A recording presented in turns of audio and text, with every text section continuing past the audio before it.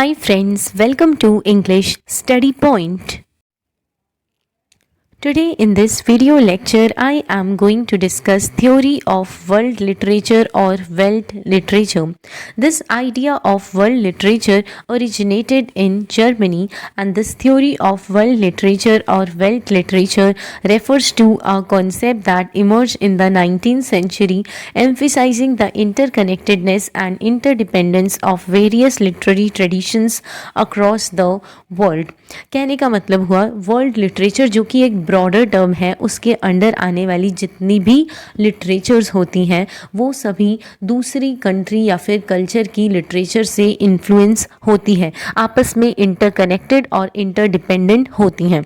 So the term was coined by German poet and philosopher Johann Wolfgang von Goethe, who argued that literature should not be limited to national boundaries but should instead strive for global perspective. This means that literature should look beyond national borders and embrace diverse cultures and perspectives from around the world in order to gain a broader understanding of the human experience. Here I am elaborating this concept of world literature. The term world literature itself acknowledges the existence of diverse literary canons and traditions. This means this sort of literature itself accepts or it allows inclusion of various literary canons and traditions which are produced in different country or cultures to be part of it. Like for example, there is a compilation of African folktales in African myths and legends. First of all ये world literature एक broader term है and ये area allow करती है या फिर शामिल करती है डिफरेंट कंट्री या फिर कल्चर की जो लिटरेचर प्रोड्यूस हुई है, तो उसमें ये शामिल हो जाती है. ये सारी लिटरेचर्स जो है वर्ल्ड लिटरेचर में जाकर शामिल हो जाती है या फिर उनका पार्ट बन जाती है. एंड ये एग्जाम्पल है कंपाइलेशन का. So this thing represent this sort of compilation represents a specific literary tradition which is there within the wider world literature framework. कहने का मतलब हुआ इस तरीके का कंपाइलेशन एक स्पेसिफिक कल्चर यानी अफ्रीकन कल्चर के लिटरेरी ट्रेडिशन को रिप्रेजेंट करता है, इसी तरीके से वाइडर वर्ल्ड लिटरेचर के फ्रेमवर्क का भी पार्ट बन जाता है.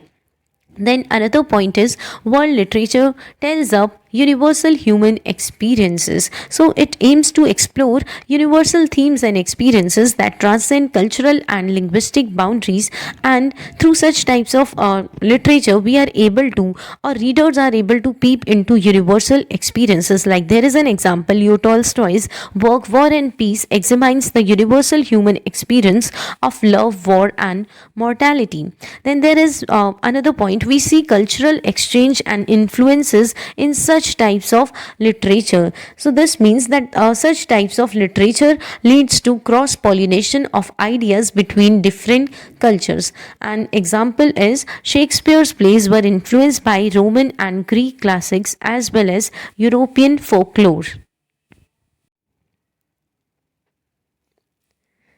So this world literature depends on translation, and this translation makes work accessible to readers from different language or linguistic backgrounds.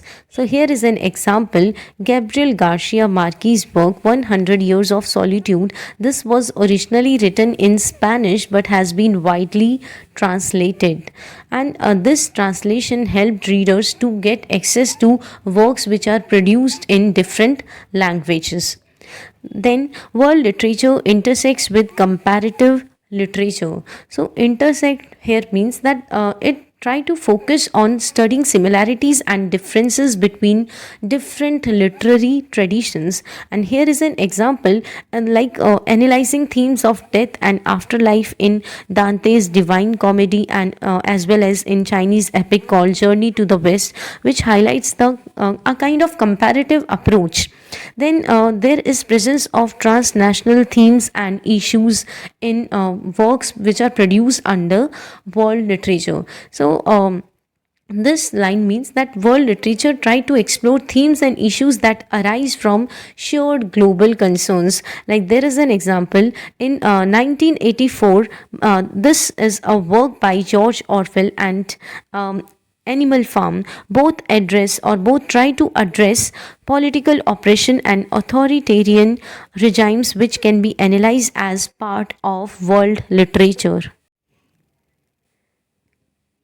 World literature has been impacted by technological advancements such as internet, and this internet as a tool enables easier access to literature from various cultures.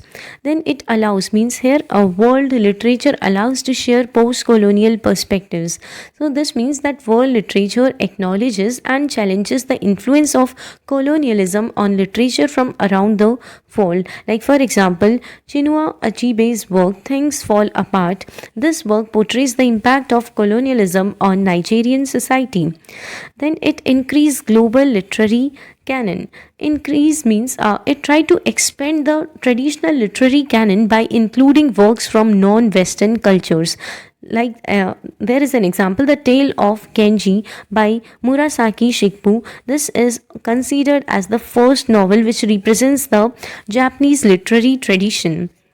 And world literature reflects cultural identity and representation. This means this sort of literature aims to accurately represent diverse culture and challenges stereotypical portrayals. Like there is an example, there is depiction of Native American culture in House Made of Dawn by N.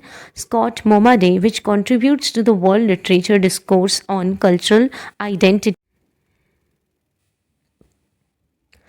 World literature welcomes hybridity. Hybridity means world literature recognizes and celebrates literary works that reflect a blend of different cultural influences. Like, for example, Salman Rushdie's Midnight Children incorporates elements of magical realism and British colonial history in India. Then there is diasporic influence. So, this sort of literature explores the impact of diasporic experiences on literary works. Like, for example, The Luck Club by Amy Tan examines the lives of Chinese immigrant women in the US, which represents the diasporic experience. Then it encourages translation to happen. So, in world literature, translation plays a crucial role in bringing world literature to a global audience, and at the same time, it bridges a kind of linguistic gaps. Like, for example, the translation of Japanese author Haruki Murakami's works, Norwegian would help popularize his novels worldwide, and this is possible only with the help of translation. We see that there is in world literature there is interconnectedness and interdependence. This means that this or such sort of literature emphasizes the interconnected nature of literary traditions and the influence they have on each other. Like, for example, the exploration of similar themes of love and tragedy in Shakespeare's Romeo and Juliet and the fictional Indian play Laila Majnu highlights the interconnectedness. World literature is influenced from globalization and literary market. So this global literary market where works from different cultures gain popularity day by day. So this sort of literary market is also influencing world literature. Like, for example, the best-selling Swedish crime novels by Stieg Larsson, known as Millennium Trilogy, have been widely read and translated globally. And it is only with the help of this world literature that eco criticism and environmental concerns are able to shared by different authors. Like, for example, the Over Story by Richard Powers explores the interconnectedness of humans and trees, drawing attention to environmental issues. So we see that world literature engages with environmental themes and also highlight global ecological challenges. And then we see that there is hybrid forms of storytelling. So, world literature encompasses various forms of storytelling, blending traditional and innovative narrative techniques within it. And here I have mentioned example of Italo Calvino's work, If on a Winter's Night, a Traveler. This sort of work explores with narrative structure and metafictional elements which reflects the diversity which is seen there in world literature. World literature gives recognition to indigenous narratives. So, here from these lines, we infer that this literature acknowledges and celebrates the rich oral storytelling tradition of indigenous cultures.